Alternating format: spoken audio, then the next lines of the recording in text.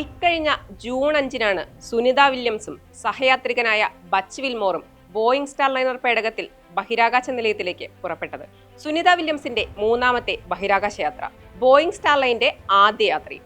8 ദിവസത്തെ ദൗത്യത്തിനായാണ് പോയതെങ്കിലും 80 ദിവസം കഴിഞ്ഞിട്ടും തിരിച്ചു വരാൻ കഴിയാതെ ബഹിരാകാശത്ത് കുടുങ്ങിക്കിടക്കുകയാണ് സുനിത വില്യംസും സഹയാത്രികനും. ജൂൺ 5-ന് ഭൂമിയിൽ നിന്നും പുറപ്പെട്ട പേടകം ജൂൺ 6-ന് അവിടെ എത്തി. പക്ഷേ സ്റ്റാർലൈനർ പേടകത്തിനുണ്ടായ സാങ്കേതിക തകരാറുകൾ തിരിച്ചുവരവ് തടസ്സപ്പെടുത്തി. ബഹിരാകാശത്തേക്ക് ആളുകളെ കൊണ്ടുപോകാനും തിരികെ കൊണ്ടുവരാനുമുള്ള ബഹിരാകാശ പേടകത്തിന്റെ ശേഷി പരിശോധിക്കുക എന്നതായിരുന്നു യാത്രയുടെ ലക്ഷ്യം.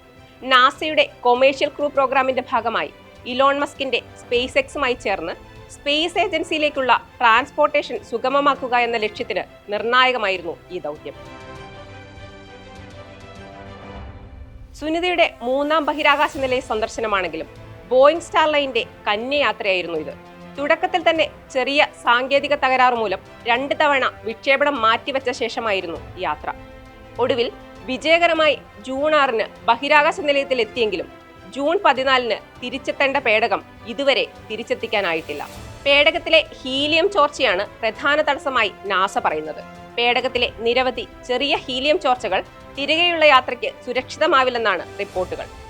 കൂടാതെ പേടകത്തിന്റെ 5 ത്രസ്റ്റേഴ്സ് ഉപയോഗശൂന്യമായ നിലയിലാണെന്നതും തിരിച്ചുവരവ് പ്രശ്നത്തിലാക്കുന്നു. മറ്റൊന്ന് വാൽവ് ഇഷ്യൂസ് ആണ്.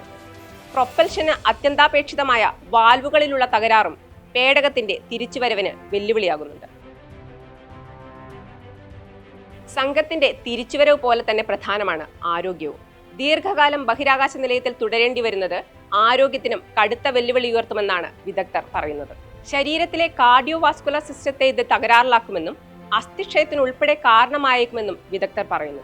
നിരന്തരമായ റേഡിയേഷൻ DNA മ്യൂട്ടേഷനും ജനറ്റിക് ഡിസോർഡേഴ്സിനും വരെ കാരണമാകുവാനും സാധ്യതയുണ്ട്.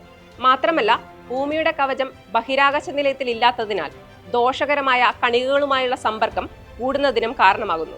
ഇതിനു പുറമെ മൈക്രോഗ്രാവിറ്റി മൂലമുണ്ടാകുന്ന ഫ്ലൂയിഡ് ഗ്രാവിറ്റി ചിന്തിക്കാനും തീരുമാനമെടുക്കുവാനുമുള്ള കഴിവുകളെ പോലും ബാധിക്കും.